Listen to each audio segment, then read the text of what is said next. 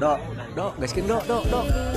Jangan-jangan aku tahu tipamu yang berandalan. Jangan komplain soal keadaan. Bintang 5 tapi ku bukan ancaman. Aku bukan polisi, ku buat. Dok, apa dok? Juga gitu, enakan kalau dijadiin pas ada nama mau melawan ya. Suruh tunggu pandang. Jadi tahan-tahan. Ku bukan ancaman. Kita pelan-pelan. Video presentasi. Assalamualaikum warahmatullahi wabarakatuh. Pada Ibu Handara selaku dosen pengampu mata kuliah Bahasa Indonesia yang saya hormati, juga rekan-rekan agribisnis dari kelas C yang saya banggakan. Nah, seperti yang kita ketahui, seringkali kita menuntut hak belajar di lingkungan yang nyaman, menghirup udara yang segar, dan melihat kampus yang asri. Namun, pernahkah kita bertanya balik kepada diri kita sendiri, sejauh mana kita sudah berkontribusi untuk menjaga hak tersebut? Lingkungan yang sehat bukanlah sebuah pemberian cuma-cuma, melainkan hasil dari partisipasi aktif kita semua. Baik, perkenalkan, kami dari kelompok 4 Agribisnis C akan memaparkan hasil riset kami yang berjudul Pemenuhan Hak Lingkungan Sehat, Studi Partisipasi Mahasiswa dalam Pengelolaan Sampah di Kampus. Kita akan melihat apakah kesadaran kita sudah berjalan dengan tindakan yang nyata atau belum. Sebelumnya, perkenalkan, nama saya Fahri Mujaki Albar dengan ujung NPM 075. Di sini saya bertugas sebagai moderator pada presentasi kali ini. Untuk mempersingkat waktu, kita langsung masuk saja ke pemaparan materi yang pertama mengenai landasan hukum dan realitas sampah saat ini yang akan disampaikan oleh Ridho Nugraha Nurjaya. Padanya saya persilahkan. Terima kasih kepada moderator yang telah memberikan waktu kepada saya untuk menyampaikan materi pada kesempatan kali ini. Materi yang saya akan paparkan yaitu tentang latar belakang dari penelitian yang kami lakukan. Latar belakang terbagi menjadi 3 bagian. Yang pertama ada dasar hukum, yang dimana setiap warga negara berhak atas lingkungan hidup yang sehat dan bersih. Hak ini dijamin secara konstitusional melalui pasal 28H ayat 1 Undang-Undang Dasar 1945 dan juga diperkuat oleh UU nomor 32 tahun 2009 tentang perlindungan dan pengelolaan lingkungan hidup. Yang kedua, kondisi sampah di Kota Tasikmalaya. Volume sampah di Kota Tasikmalaya telah mencapai 333,44 ton per hari. Angka ini menunjukkan betapa besarnya beban pengelolaan sampah yang harus ditanggung. Kampus sebagai salah satu pusat aktivitas mahasiswa turut berkontribusi terhadap permasalahan ini. Sayangnya, mahasiswa dalam memilah sampah masih tergolong rendah.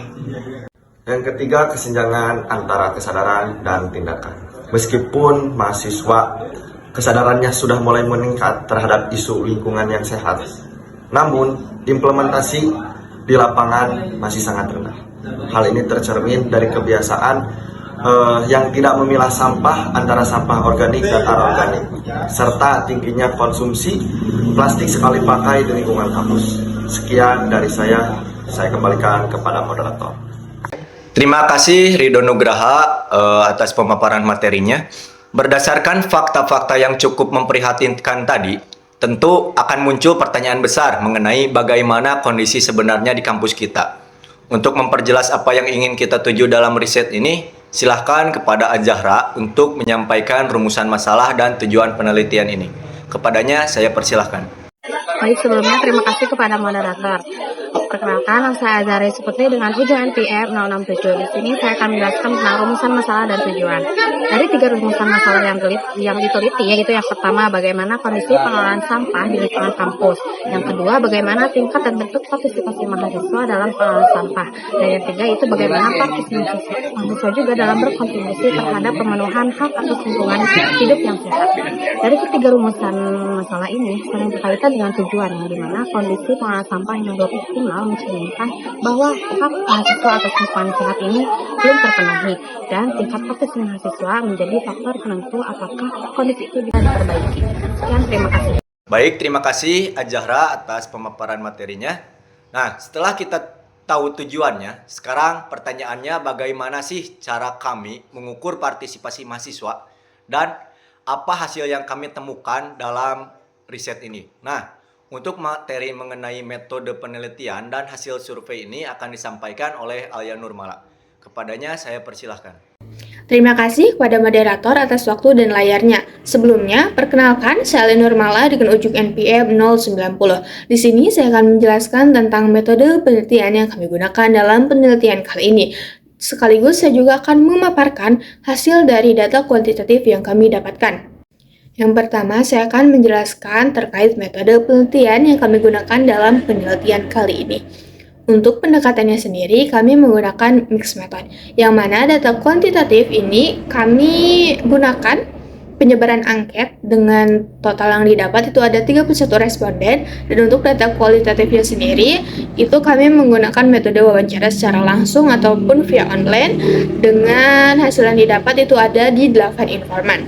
Untuk lokasinya sendiri kami memfokuskan pada Fakultas Keguruan dan Ilmu Pendidikan khususnya Prodi Bahasa Inggris Universitas Siliwangi. Lalu untuk subjeknya sendiri itu mahasiswa angkatan 2024 dan 2025. Untuk hasil yang kami dapatkan dari penyebaran angket ini, yang pertama itu ada di hasil dari kesadaran mahasiswa itu sendiri. Yang pertama itu ada di angka 93,5%, yang mana responden setuju bahwa menjaga kebersihan kampus itu merupakan tanggung jawab bersama, bukan hanya petugas kebersihan kampus. Lalu yang kedua itu ada di angka 71%, yang mana responden itu sangat setuju bahwa lingkungan kotor dapat menurunkan konsentrasi belajar. Lalu yang ketiga itu ada di angka 58,1%, yang mana responden menyatakan motivasi membuang sampah pada tempatnya berasal dari kesadaran diri sendiri. Yang terakhir itu ada di hasil dari perilaku serta partisipasi responden itu sendiri, yang mana ini ada di angka 71%. Angka ini sangat tinggi dan responden setuju bahwa membuat tumbler adalah langkah efektif mengurangi sampah plastik di kampus. Sekian pemaparan dari saya kembalikan kepada moderator. Baik, terima kasih kepada Alia yang telah memaparkan materinya.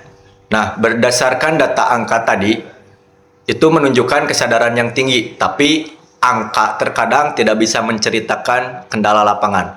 Oleh karena itu, kita sudah mendengarkan langsung suara-suara dari mahasiswa mengenai fasilitas dan realita partisipasi di lingkungan kampus. Materi ini akan disampaikan oleh Muhammad Irsal Asauri. Kepadanya saya persilahkan. Terima kasih atas kesempatannya. Pada kesempatan kali ini, saya akan membacakan hasil wawancara kelompok kami yang dimana membahas keempat poin yang sudah kami wawancarai terhadap narasumber. Untuk poin pertama itu fasilitas belum strategis.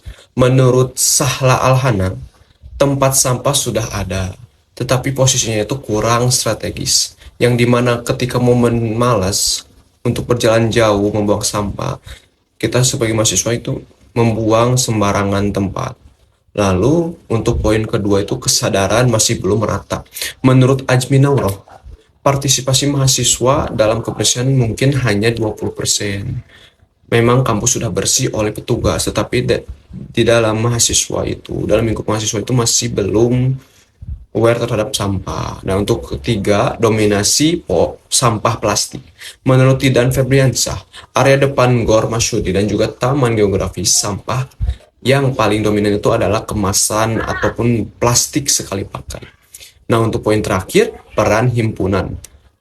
Menurut Muhammad Raka Jaidan, himpunan harusnya punya proker kebersihan dan mewajibkan mahasiswanya membawa tumbler. Mahasiswa perlahan-lahan menjadi lebih aware terhadap lingkungan yang ada di dalam kampus. Mungkin sekian pemaparan hasil wawancara kami. Mohon maaf bila kesalahan. Assalamualaikum warahmatullahi wabarakatuh. Baik, terima kasih Irsa atas pemaparan materinya. Ternyata ada keluhan soal fasilitas yang kurang strategis hingga rendahnya inisiatif mahasiswa untuk bersih-bersih. Nah, mengapa sih bisa terjadi kesenjangan antara pengetahuan dan tindakan? Nah, baik, untuk materi selanjutnya mengenai analisis mendalam mengenai fenomena ini akan disampaikan oleh Abdil Faik. Kepadanya saya persilahkan. Saya Abdil Faik Ramli dengan ujung NPM 068. Langsung saja saya akan memaparkan terkait pembahasan dari hasil laporan penelitian kelompok kami. Saya akan membaginya menjadi 3 pembahasan yang akan saya paparkan gitu. Untuk poin yang pertama mengenai kondisi pengelolaan sampah yang ada di lingkungan kampus. Berdasarkan hasil penelitian kami gitu, menunjukkan bahwa sistem yang ada saat ini masih belum optimal. Meskipun fasilitas dasarnya sudah tersedia gitu, pengelolaannya masih bersifat parsial atau terpisah-pisah. Keterbatasan jumlah tempat sampah di titik-titik strategis juga, dan kebijakan kampus hijau yang belum sepenuhnya terintegrasi, menyebabkan sistem kumpul lalu angkut dan buang ke TPA masih mendominasi tanpa pengelolaan lanjutan. Untuk poin yang kedua, kami menemukan adanya kesenjangan kognitif antara kesadaran dan perilaku mahasiswa. Secara kognitif, mahasiswa sudah memiliki kesadaran yang sangat tinggi. Terbukti dari 93,5% responden yang setuju bahwa kebersihan adalah tanggung jawab kolektif. Namun, secara perilakunya, tindakan nyata seperti memilah sampah organik dan anorganik itu masih sangat rendah. Hal ini dipengaruhi oleh faktor eksternal, yaitu kurangnya fasilitas pendukung yang memudahkan mahasiswa untuk mempraktikkan pengetahuan mereka secara konsisten. Gitu. Untuk poin yang terakhir, poin ketiga, terkait dengan kontribusi dan partisipasi mahasiswa terhadap pemenuhan hak lingkungan sehat.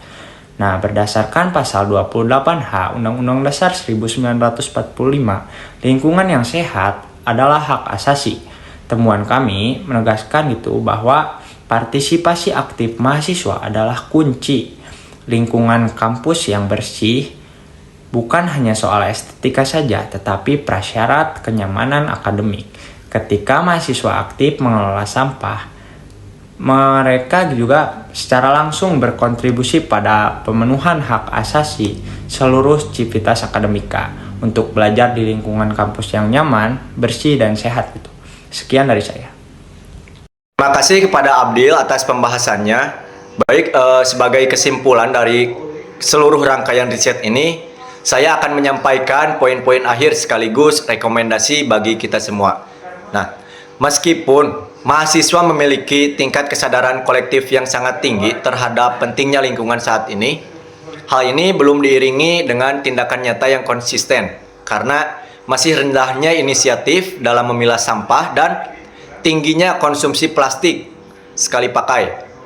Kondisi ini diperburuk oleh pengelolaan sampah kampus yang belum optimal akibat keterbatasan fasilitas, kebijakan yang belum integrasi, serta minimnya pengawasan. Oleh karena itu, di sini kami sudah mengumpulkan rekomendasi untuk kita semua. Yang pertama, bagi mahasiswa, kita itu harus disiplin membuang sampah pada tempatnya, mulai memilah jenis sampah, serta membiasakan membawa tumbler untuk menekankan penggunaan plastik. Yang kedua, bagi pihak kampus bisa menambah jumlah tempat sampah terpilah di lokasi yang strategis, menyediakan fasilitas stasiun pengisian air atau water refill, dan memperkuat kebijakan evaluasi berkala. Lalu yang ketiga, bagi organisasi mahasiswa atau Ormawa, diharapkan agar Ormawa itu bisa menjadi agen perubahan dengan menginisiasi program seperti bank sampah dan kampanye pengurangan plastik secara masif di lingkungan kampus. Dan yang terakhir, bagi penelitian selanjutnya diharapkan bisa mengembangkan cakupan lokasi dan metode pengukuran partisipasi agar bisa mendapatkan data yang lebih komprehensif. Sekian dari presentasi kami kali ini. Mohon maaf apabila ada kekurangan. Wassalamualaikum warahmatullahi wabarakatuh.